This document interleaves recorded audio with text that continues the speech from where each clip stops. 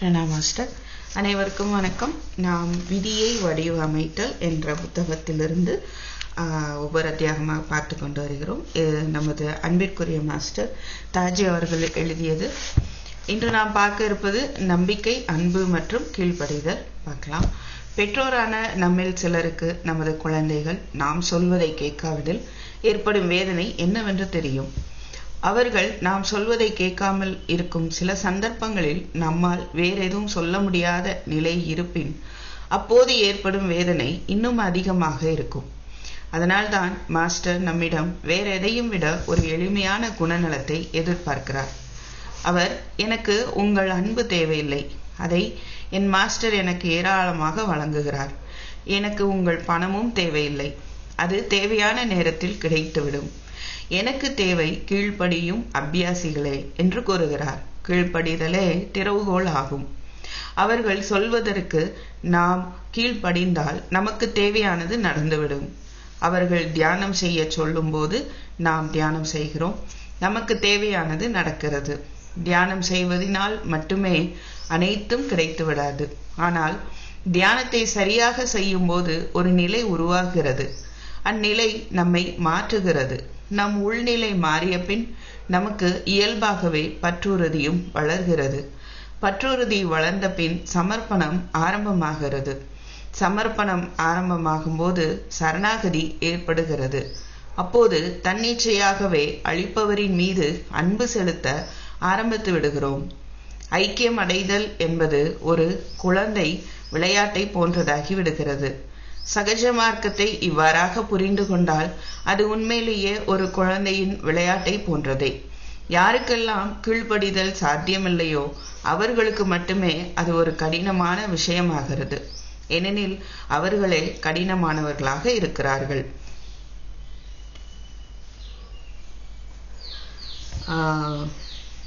Okay, பற்றுறுதியில் ஆரம்பிக்குது. அதுக்கப்புறம் சமர்ப்பணம், சரணாகதி, அன்பு, கீழ்ப்படிதல், ஓகே, பற்றுறுதி. இந்த ஒரு பிக்சர் கொடுத்துருக்காங்க. அடுத்ததா அதை தொடர்ந்து நாம் சங்கல்பம் என்ற தலைப்பையும் பார்த்து விடலாம். சங்கல்பம் சகஜ மார்க்கம், அதாவது கருத்து தூண்டுதல் என்பதை அடிப்படையாக கொண்டுள்ளது என்று மாஸ்டர் கூறுகிறார். நமது அன்றாட லௌகீக மற்றும் ஆன்மீக வாழ்க்கையில் அந்த கருத்து தூண்டுதலை எவ்வாறு பயன்படுத்துவது? சஜஷன் என்பது ஆங்கில வார்த்தை, சங்கல்பம் என்பது அர்த்தமுள்ள சொல்லாகும். அது மிக சாதாரணமாக சஜஷன் என்ற ஆங்கிலத்தில் மொழிபெயர்க்கப்பட்டுள்ளது. நாம் கருத்து தூண்டுதல் என்பதற்கும் ஆணை என்பதற்கும் மிகவும் அடிப்படையான ஒரு உதாரணத்தை எடுத்துக்கொள்வோம். நமது வீட்டில் உள்ள எவரேனும் ஒருவரிடம் இவ்வாறு நடந்திருந்தால் நன்றாக இருந்திருக்கும் என்று கூறுகிறோம். அது சாதாரணமான ஒரு அபிப்பிராயம், சூட்சுமமான ஒரு குறிப்பு. நீங்கள் ஒரு ஓட்டலுக்கு சென்று நான் இதை ஆர்டர் செய்ய விரும்புகிறேன் என்று சொன்னால் அது ஒரு கோரிக்கையாகும். ஏய், இங்கே வா, நான் இதை ஆர்டர் செய்ய விரும்புகிறேன் என்று கூறினால் அது ஆணையாகிறது. இது தெளிவாக தெரிகிறது. இவை அனைத்திற்கும் இடையில் எவ்வளவு பெரிய வித்தியாசம் இருக்கிறது பார்த்தீர்களா? இன்னும் ஒரு மட்டம் இருக்கிறது. அங்கே நீங்கள் அமைதியாக அமர்ந்து கொண்டு மாஸ்டருக்கோ அல்லது இயற்கைக்கோ அல்லது உங்களுடைய சுயத்திற்கோ ஆணையிடுவதற்கு பதிலாக இவை அனைத்தும் விலகிச் செல்கிறது என்று சொல்லிக் கொண்டிருக்கிறீர்கள். இதற்கு பதிலாக மிருக பலத்தை பயன்படுத்தி இது விலகி போக வேண்டும். எனது ஆண் தோழன் என்னை ஏமாற்றிவிட்டான் அல்லது பெண் தோழி ஏமாற்றிவிட்டால் இவையெல்லாம் எனது முதுகோலியாக வெளியே போக வேண்டும் என்று கூறினால் நீங்கள் தொடர்ந்து போராடுகிறீர்கள். நாம் ஒரு குறிப்பிட்ட விஷயத்தை நீக்க முயற்சி செய்யும் போது உண்மையில் அதை மேலும் ஆழமாக பதிய வைத்துக் கொண்டிருக்கிறோம். உங்கள் கட்டுப்பாட்டில் இருக்கின்ற ஒன்றாக அதை எடுத்துக்கொள்கிறீர்கள். இது கண்டிப்பாக நீங்கி போக வேண்டும் என்ற எண்ணத்துடன் நீங்கள் அமர்கின்ற அந்த கணத்தில் நீங்கள் அதனை உண்மையில் இன்னும் ஆழமாக்குகிறீர்கள். எதையோ நீக்கிட நீங்கள் விரும்புகிறீர்கள், ஆனால் அதையே பற்றி கொண்டு இருக்கிறீர்கள். நான் இதை நீக்கியாக வேண்டும், ஆனால் அது இன்னும் அங்கேயே இருக்கிறது. நம்முள் சில நிலைகளை உருவாக்கிட வேண்டுமெனில் சங்கல்பம்தான் மிகச் சிறந்த ஒன்று. உங்களுக்குள் ஏதேனும் உருவாக்கிடவோ அல்லது உங்களுக்குள் இருந்து எதையேனும் நீக்கிடவோ இதுதான் மிக சிறந்த வழி.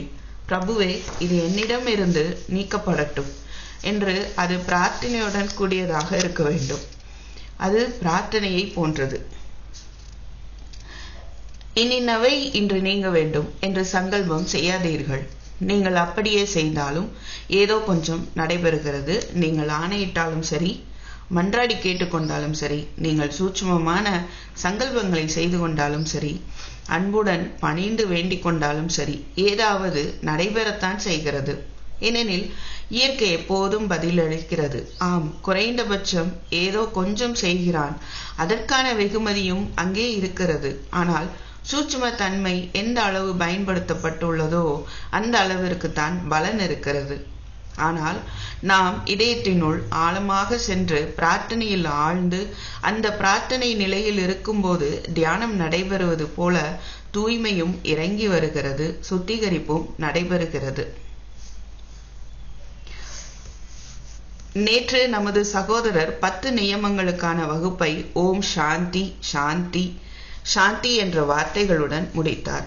இந்த வார்த்தைகள் சகஜ மார்க்கத்தின் 10 நியமங்களின் விரிவுரை என்ற புத்தகத்தின் இறுதியில் தரப்பட்டுள்ளது. சகஜ மார்க்கத்தின் வேறு எந்த புத்தகத்தின் இறுதியிலும் இந்த வார்த்தைகள் எழுதப்படவில்லை. இதிலிருந்து நாம் தெரிந்து கொள்வது என்ன? அது அவ்வாறே ஆகட்டும் என்று நேற்று நாம் சங்கல்பம் பற்றி பேசினோம். நீங்கள் 10 நியமங்களை பின்பற்றும் போது இந்த சாந்தி சாந்தி சாந்தி நிலவும் என்று பாபுஜி மகாராஜ் ஒரு சங்கல்பத்தை ஏற்படுத்தி கொண்டிருக்க வேண்டும். நீங்கள் எங்கு சென்றாலும் அந்த வழியெங்கும் அமைதி நிலவும். இந்த 10 நியமங்களையும் உங்களுடைய இதயத்தில் வைத்திருக்கும் போது அந்த 10 நியமங்களின் ஒளியினை எடுத்துச் செல்லும் கலங்கரை விளக்கமாக நீங்கள் மாறுகிறீர்கள். மேலும் வேறு எந்த சங்கல்பத்தையும் ஏற்படுத்தி கொள்ளாமல் நீங்கள் எங்கு சென்றாலும் இதை உங்களால் உருவாக்கி கொள்ள முடியும். நாம் இதயபூர்வமாக இந்த 10 நியமங்களை பின்பற்றும் போது நமது இருப்பு ஒன்றே 1000 பக்கங்களுக்கு இணையாக பேசும்.